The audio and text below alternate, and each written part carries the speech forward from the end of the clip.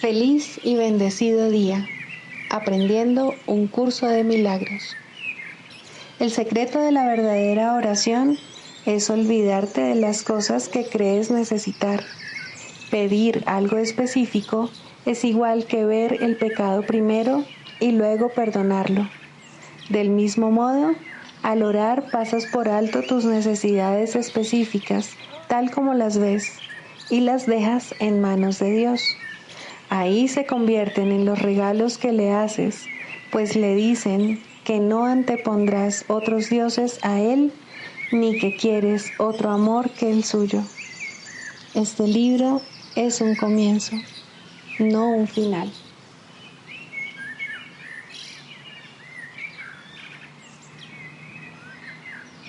Del prefacio, que postula, párrafo 8.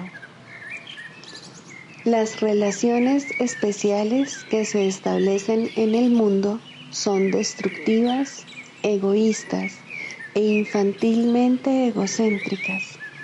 Mas, si se le entregan al Espíritu Santo, pueden convertirse en lo más sagrado de la tierra, en los milagros que señalan el camino de retorno al cielo. El mundo utiliza las relaciones especiales como el último recurso en favor de la exclusión y como una prueba de la realidad de la separación. El Espíritu Santo las transforma en perfectas lecciones de perdón y las utiliza como un medio para despertarnos del sueño. Cada una representa una oportunidad de sanar nuestras percepciones y de corregir nuestros errores. Cada una es una nueva oportunidad de perdonarnos a nosotros mismos, perdonando a otros.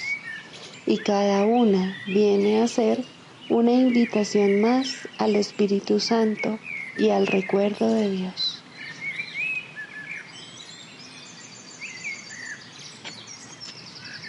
Introducción.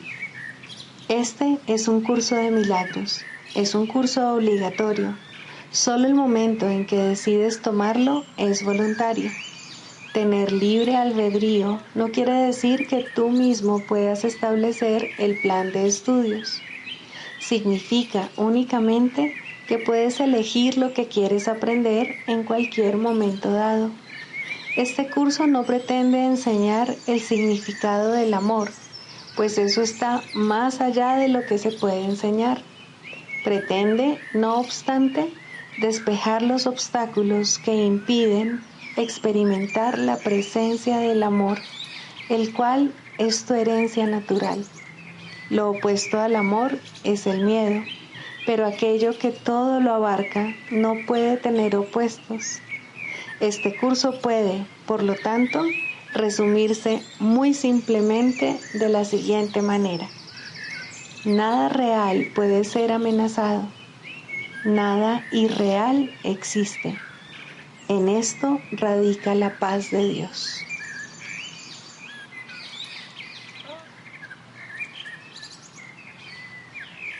Capítulo 1. El significado de los milagros. Primero, principios de los milagros. Principio 48. El milagro es el único recurso que tienes a tu inmediata disposición para controlar el tiempo.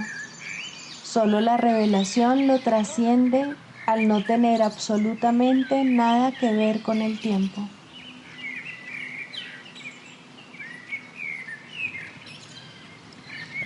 Capítulo 30. El nuevo comienzo. Cuarto, la verdad que yace tras las ilusiones. Atacarás lo que no te satisfaga y así no te darás cuenta de que fuiste tú mismo quien lo inventó. Tu batalla es siempre con las ilusiones, pues la verdad que yace tras ellas es tan hermosa y tan serena en su amorosa dulzura que si fueses consciente de ella te olvidarías por completo de tus defensas y te apresurarías a echarte en sus brazos. La verdad jamás puede ser atacada, y tú sabías esto cuando inventaste los ídolos. Los concebiste precisamente para olvidarte de este hecho. Lo único que atacas son las ideas falsas, nunca las verdaderas.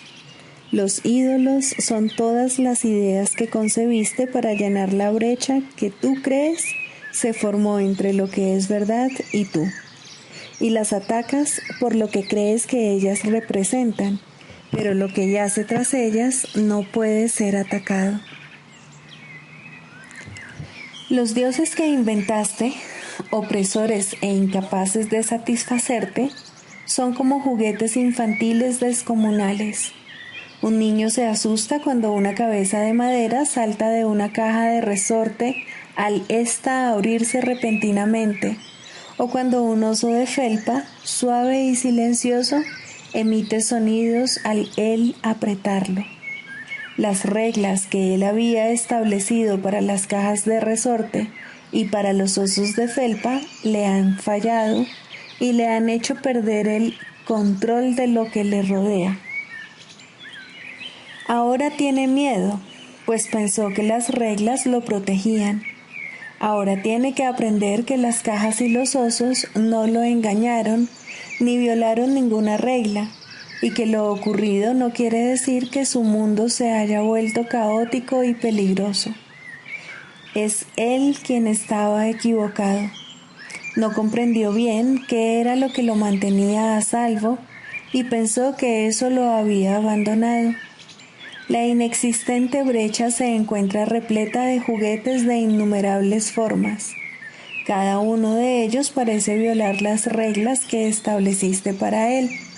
Sin embargo, ninguno de ellos fue jamás lo que tú pensabas que era. Y así, no pueden sino dar la impresión de que violaban las reglas de seguridad que estableciste, toda vez que éstas son falsas. Mas tú no estás en peligro. Puedes reírte de los muñecos que saltan de cajas de resorte y de los juguetes que emiten sonidos de la misma manera en que lo hace el niño que ya ha aprendido, que no suponen ningún peligro para él. Sin embargo, mientras le guste jugar con ellos, seguirá percibiéndolos como si respetaran las reglas que él estableció para su propio deleite. Por lo tanto, todavía habrá reglas que dichos juguetes parecerán violar, y como consecuencia de ello, él se asustará. Mas, ¿está él realmente a merced de sus juguetes? ¿Y pueden estos realmente suponer una amenaza para él? La realidad obedece las leyes de Dios y no las reglas que tú mismo estableces. Son sus leyes las que garantizan tu seguridad. Las ilusiones que creas con respecto a ti no obedecen ninguna ley. Parecen danzar por un rato al compás de las leyes que tú promulgaste para ellas, mas luego se desploman para no levantarse más. No son más que juguetes, hijo mío, de modo que no lamentes su pérdida. Su danza jamás te brindó felicidad alguna, pero tampoco eran cosas que pudiesen asustarte o mantenerte a salvo si respetaban tus reglas. Las ilusiones no deben ni apreciarse ni atacarse, sino que simplemente se deben considerar como juguetes infantiles, sin ningún significado intrínseco. Ve significado en una sola de ellas y lo verás en todas. No veas significado en ninguna y no podrán afectarte en absoluto. Las apariencias engañan precisamente porque son apariencias y no realidad. No les prestes atención, sea cual sea la forma que adopten. Lo único que hacen es distorsionar la realidad y producir temor debido a que ocultan la verdad.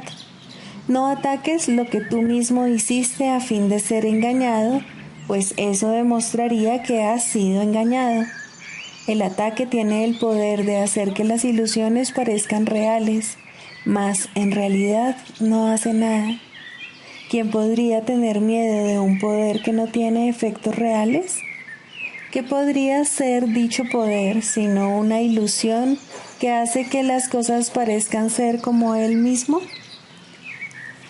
Observa calmadamente sus juguetes y comprende que no son más que ídolos que no hacen sino danzar al compás de vanos deseos.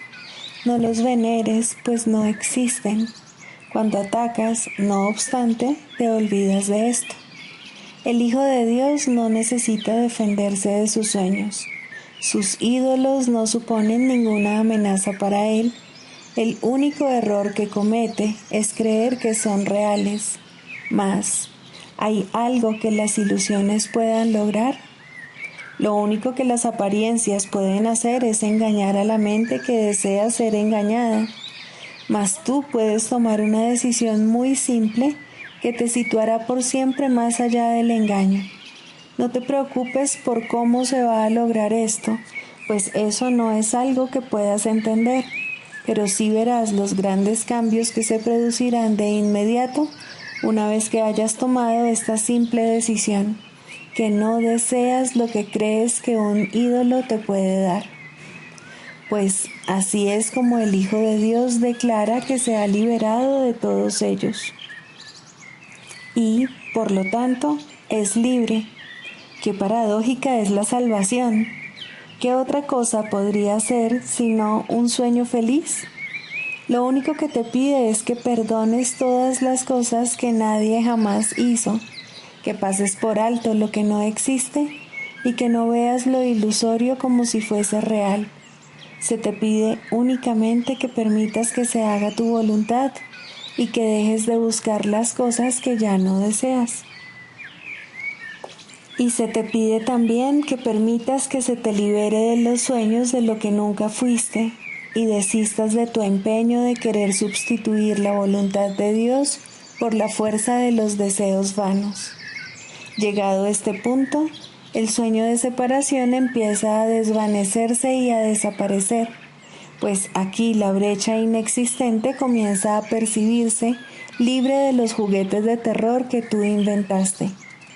Esto es lo único que se te pide. Alégrate en verdad de que la salvación no pida mucho, sino de que pida tan poco. En realidad no pide nada, y aún en las ilusiones solo pide que el perdón sea el sustituto del miedo. Esa es la única regla para tener sueños felices. La brecha se vacía de todos los juguetes de temor, poniéndose así de manifiesto su irrealidad.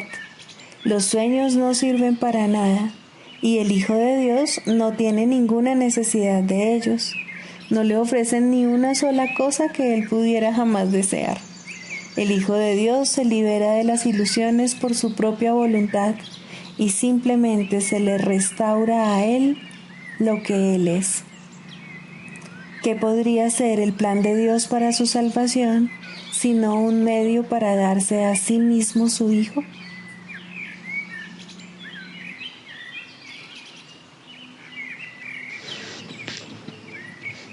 Libro de ejercicios, lección 166. Se me han confiado los dones de Dios. Se te ha dado todo. La confianza que Dios tiene en ti es infinita. Él conoce a su Hijo. Él da sin hacer excepciones y sin reservarse nada que pudiera contribuir a tu felicidad.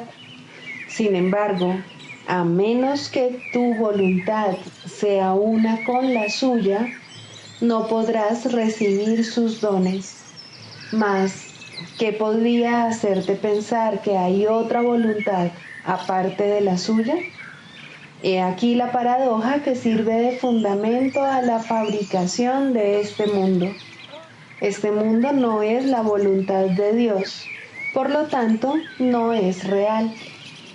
No obstante, aquellos que creen que lo es, no pueden sino creer que hay otra voluntad, la cual produce efectos opuestos a los que Él dispone.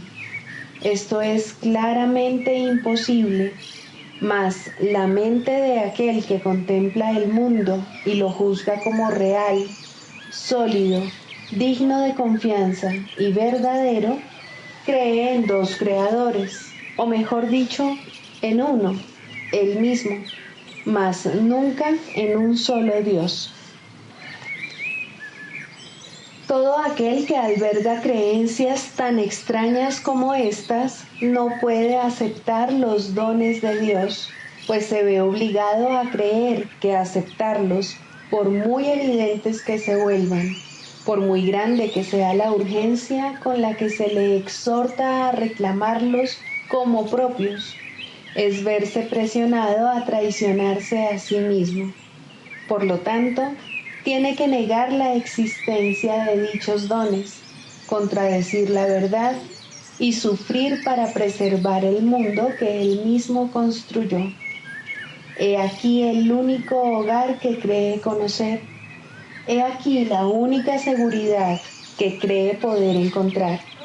Sin ese mundo que él mismo construyó, se siente como un paria, sin hogar y preso del miedo.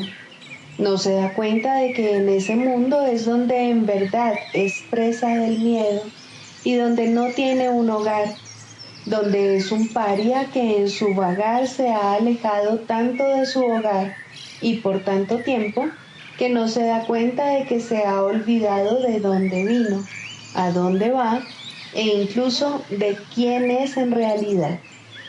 No obstante, los dones de Dios lo acompañan en su solitario e insensato vagar, aunque él no se dé cuenta. No puede perderlos, pero no ve lo que se le ha dado. Continúa errante, consciente de la futilidad que le rodea por todas partes, viendo cómo lo poco que tiene no hace sino menguar, conforme él sigue adelante sin ir a ninguna parte. Pero aún así, continúa deambulando en la miseria y en la pobreza, solo, aunque Dios está con él, y en posesión de un tesoro tan grande que, ante su magnitud, todo lo que el mundo ofrece no tiene ningún valor. Su aspecto da lástima, está cansado y rendido, viene harapiento y los pies están ensangrentados por los abrojos del camino que ha venido recorriendo. No hay nadie que no se haya identificado con él, pues todo el que viene aquí ha seguido la misma senda que él recorre y se ha sentido derrotado y desesperanzado, tal como él se siente ahora. Mas, ¿es su situación realmente trágica si te percatas de que está recorriendo el camino que él mismo eligió y que no tiene más que darse cuenta de quién camina a su lado y abrir sus tesoros para ser libre? Este es el ser que has elegido, el que forjaste para reemplazar a la realidad. Este es el ser que defiendes ferozmente contra toda muestra de razón, toda prueba, así como contra todos los testigos que te pueden demostrar que eso no es lo que tú eres. No les haces caso. Sigues el camino que te has trazado, cabizbajo. No vaya a ser que captes un atisbo de la verdad, te libres del autoengaño y quedes en libertad. Te retraes temerosamente, no vaya a ser que sientas el toque de Cristo sobre tu hombro y percibas su amorosa mano apuntando hacia tus dones. ¿Cómo podrías decir entonces que la pobreza te acompaña en el exilio? Él te haría reír de semejante percepción de ti mismo. ¿Cómo podrías entonces seguir teniendo lástima de ti mismo? ¿Y qué pasaría entonces con toda la tragedia que procuraste para aquel que Dios dispuso que gozase únicamente de dicha? Tu miedo ancestral te ha salido al encuentro ahora y por fin la justicia ha dado contigo. Cristo ha puesto su mano sobre tu hombro y ya no te sientes solo. Piensa incluso que el miserable yo que creíste ser tal vez no sea tu verdadera identidad. Tal vez la palabra de Dios sea más cierta que la tuya Tal vez los dones que Él te ha dado son reales. Tal vez tu plan de mantener a tu hijo sepultado en el olvido y de seguir por el camino que elegiste recorrer, separado de tu ser, no lo ha engañado del todo. La voluntad de Dios no se opone a nada, simplemente es. No es a Dios a quien has aprisionado con tu plan de querer perder tu ser. Él no sabe nada de un plan tan ajeno a su voluntad. Hubo una necesidad que Él no entendió y Él simplemente dio una respuesta. Eso es todo. Y tú, a quien se le ha dado esa respuesta, no tienes necesidad de nada más. Ahora vivimos, pues ahora no podemos morir. El deseo de morir ha recibido respuesta y la vista mediante la cual se contemplaba a la muerte ha sido sustituida por una visión que percibe que tú no eres lo que pretendes ser. Uno que marcha a tu lado le ofrece a cada uno de tus temores esta piadosa respuesta: eso no es cierto. Cada vez que el pensamiento de pobreza te oprime, Él te recuerda todos los dones que posees, y cuando te percibes solo y atemorizado, te recuerda que Él siempre está a tu lado, y te recuerda también algo más que tú habías olvidado, pues al tocarte ha hecho que seas igual que Él. Los dones que posees no son solo para ti. Ahora tienes que aprender a dar lo que Él vino a ofrecerte. Esta es la lección que está implícita en lo que Él da, pues Él te ha salvado de la soledad que quisiste forjar para ocultarte de Dios. Él te ha recordado todos los dones con los que Dios te bendijo. Te habla a sí mismo de aquello en lo que se ha de convertir tu voluntad cuando lo aceptes y reconozcas que son tuyos. Los dones de Dios te pertenecen y se te han confiado para que se los des a todos aquellos que eligen recorrer el solitario camino del que tú te has escapado. Ellos no entienden que lo único que están haciendo es ir en pos de sus deseos. Ahora eres tú quien les tiene que enseñar, pues has aprendido de Cristo que hay otro camino que pueden recorrer. Les puedes enseñar esto demostrándoles la felicidad que colma a aquellos que sienten el toque de Cristo y que reconocen los dones de Dios. No permitas que tus pesares te tienten a no ser fiel a tu cometido. Tus suspiros no harían ahora sino truncar las esperanzas de aquellos que cuentan contigo para su liberación. Tus lágrimas son las tuyas. Si enfermas, no haces sino impedir su curación. Tus temores no hacen sino enseñarles que los tuyos están justificados. Tu mano se convierte en la que otorga el toque de Cristo. Tu cambio de mentalidad se convierte en la prueba de que quien acepta los dones de Dios jamás puede sufrir por nada. Se te ha encomendado liberar al mundo de su dolor. No lo defraudes. Conviértete en la prueba viviente de lo que el toque de Cristo puede ofrecerle a todo el mundo. Dios te ha confiado sus dones. Que tu felicidad dé testimonio de la gran transformación que experimenta la mente que elige aceptarlos y sentir el toque de Cristo. Esa es tu misión ahora, pues Dios les ha encomendado a todos los que reciben sus dones que a su vez los den.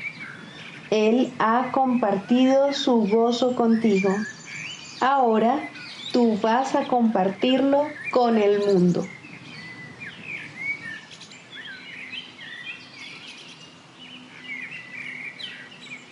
Del manual para el maestro, pregunta 4.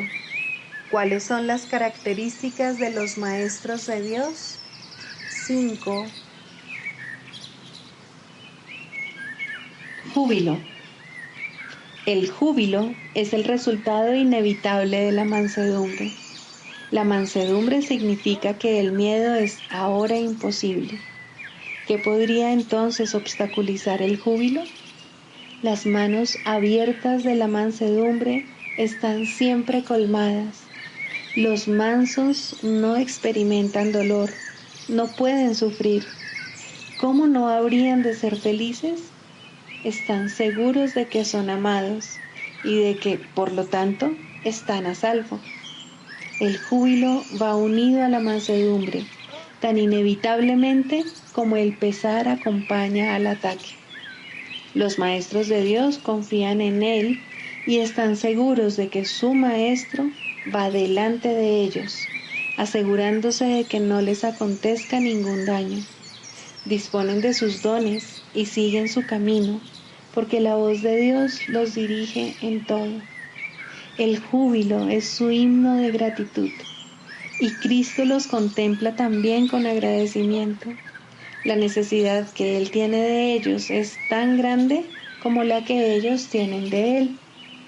Qué gozo tan inmenso compartir el propósito de la salvación.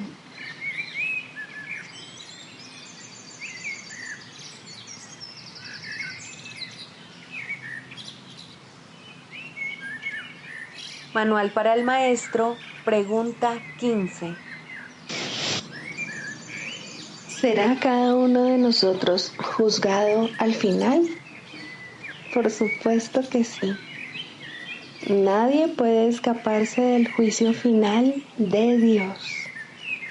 ¿Quién podría huir para siempre de la verdad? Mas el juicio final no tendrá lugar hasta que deje de asociarse con el temor. Algún día, cada cual le dará la bienvenida, y ese mismo día se le concederá. Oirá su inocencia proclamada por todos los rincones del mundo, y éste quedará liberado al aceptar el juicio final de Dios sobre él. Este es el juicio sobre el que descansa la salvación. Este es el juicio que lo liberará. Este es el juicio mediante el cual todas las cosas serán liberadas junto con él.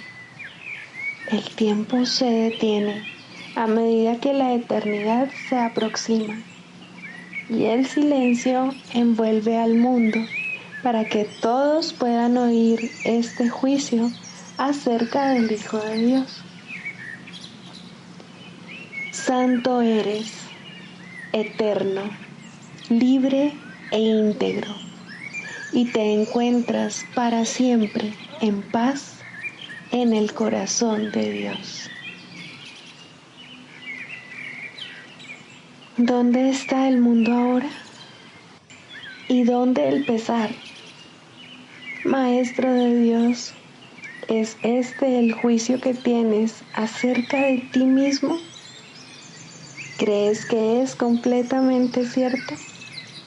No, todavía no, todavía no. Mas ese sigue siendo aún tu objetivo, la razón por la que estás aquí. Tu función es prepararte para poder llegar a oír este juicio y reconocer que es verdad. Basta con que lo creas completamente durante un solo instante para que vayas más allá de la creencia a la certeza. Un instante que pases fuera del tiempo puede producir el fin de este. No juzgues, pues solo te juzgas a ti mismo, y así no haces sino demorar el juicio final. Maestro de Dios, ¿Cuál es tu juicio acerca del mundo? ¿Has aprendido ya a hacerte a un lado y a oír la voz del juicio dentro de ti? ¿O todavía intentas usurpar su función? Aprende a aquietarte, porque su voz se oye en la quietud y su juicio les llega a todos los que se hacen a un lado y escuchando calmadamente lo esperan.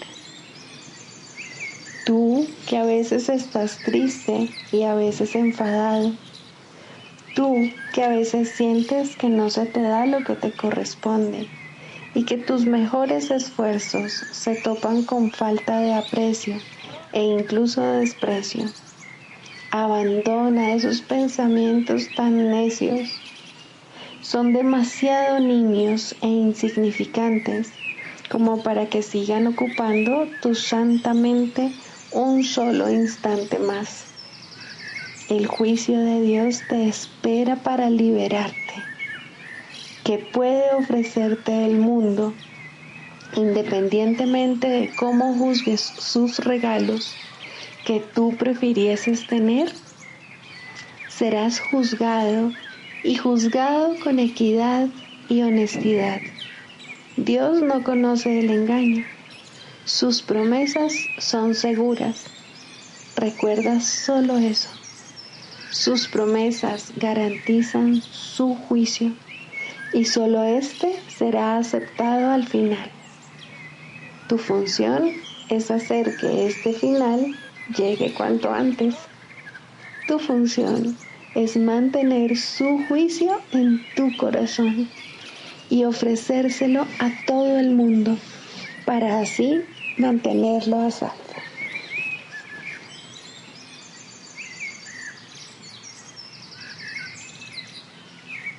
Clarificación de términos. El ego, el milagro. Las ilusiones no perdurarán. Su final es indudable y eso es lo único que es seguro en su mundo. Por eso es por lo que es el mundo del ego. ¿Qué es el ego? El ego no es más que un sueño de lo que en realidad eres. Un pensamiento de que estás separado de tu creador y un deseo de ser lo que él no creó. El ego es un producto de la locura, no de la realidad. Es tan solo un nombre para lo innombrable, un símbolo de lo imposible, una elección de opciones que no existen.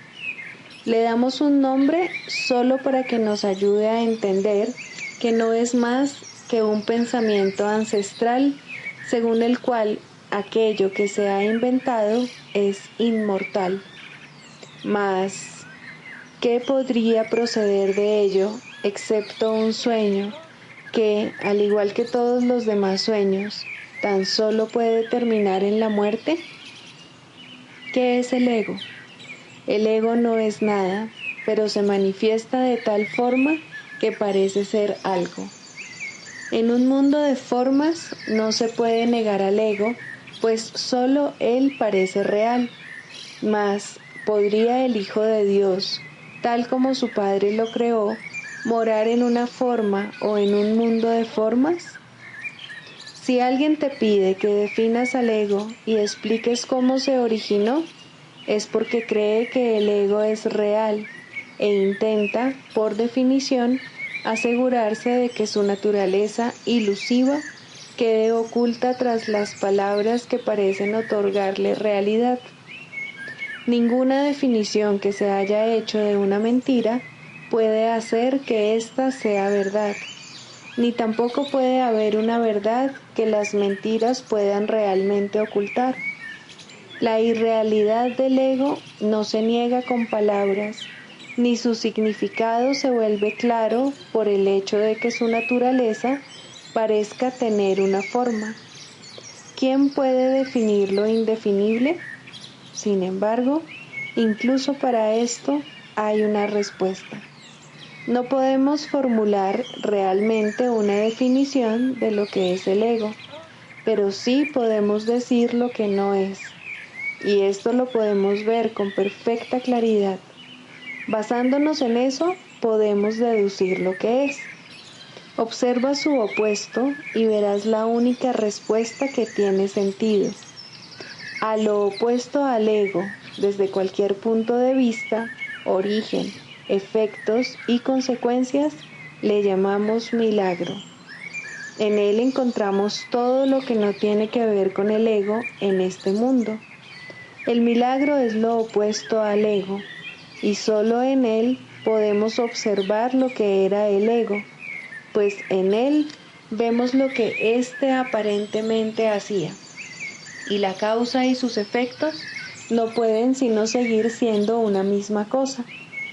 Donde antes había obscuridad, ahora veremos luz. ¿Qué es el ego? Lo que antes era la oscuridad. ¿Dónde está el ego? Donde antes estaba la oscuridad. ¿Qué es ahora y dónde puede encontrársele? No es nada y no se le puede encontrar en ninguna parte. Ahora la luz ha llegado y su opuesto se ha ido sin dejar ni rastro. Donde antes había maldad, ahora hay santidad. ¿Qué es el ego? Lo que antes era maldad. ¿Dónde está el ego? En una pesadilla que solo parecía ser real mientras la estabas soñando. Donde antes había crucifixión, ahora está el Hijo de Dios. ¿Qué es el ego? ¿Quién tiene necesidad de preguntar? ¿Dónde está el ego? ¿Quién necesita ir en busca de ilusiones ahora que los sueños han desaparecido? ¿Qué es un milagro? Un milagro es un sueño también, pero si observas todos los aspectos de ese sueño, jamás volverás a dudar. Observa el bondadoso mundo que se extiende ante ti mientras caminas envuelto en mansedumbre. Observa a los ayudantes que encuentras a lo largo del camino que recorres, felices ante la certeza del cielo y la garantía de paz. Y observa también, por un instante, lo que por fin dejaste atrás y finalmente pasaste de largo. Esto es lo que era el ego, el odio cruel, la necesidad de venganza y los gritos de dolor, el miedo a la muerte y el deseo de matar, la ilusión de no tener hermanos y el yo que parecía estar solo en el universo. El milagro corrige este terrible error con respecto a ti mismo, con la misma dulzura con la que una madre amorosa adormece con su canto a su criatura. ¿No preferirías escuchar un canto así? ¿No contestaría ese canto todo lo que pensabas preguntar, haciendo incluso que la pregunta dejase de tener sentido? Tus preguntas no tienen respuesta, ya que han sido planteadas para acallar la voz de Dios, la cual nos hace a todos una sola pregunta. ¿Estás listo ya para ayudarme a salvar el mundo? Pregunta esto en vez de preguntar qué es el ego, y verás un súbito resplandor envolver al mundo que el ego fabricó.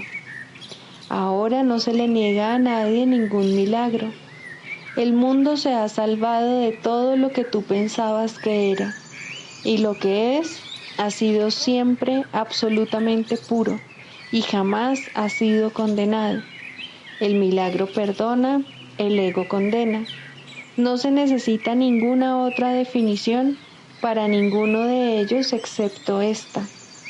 Mas, ¿qué definición podría ser más cierta o estar más a tono con lo que es la salvación? Con esto, el problema y la respuesta se llevan una al lado del otro, y al estar finalmente juntos, la elección es obvia. ¿Quién elegiría el infierno de reconocer que eso es lo que está eligiendo? ¿Y quién no seguiría adelante un poco más cuando le ha sido dado comprender que el camino es corto y que el cielo es su meta?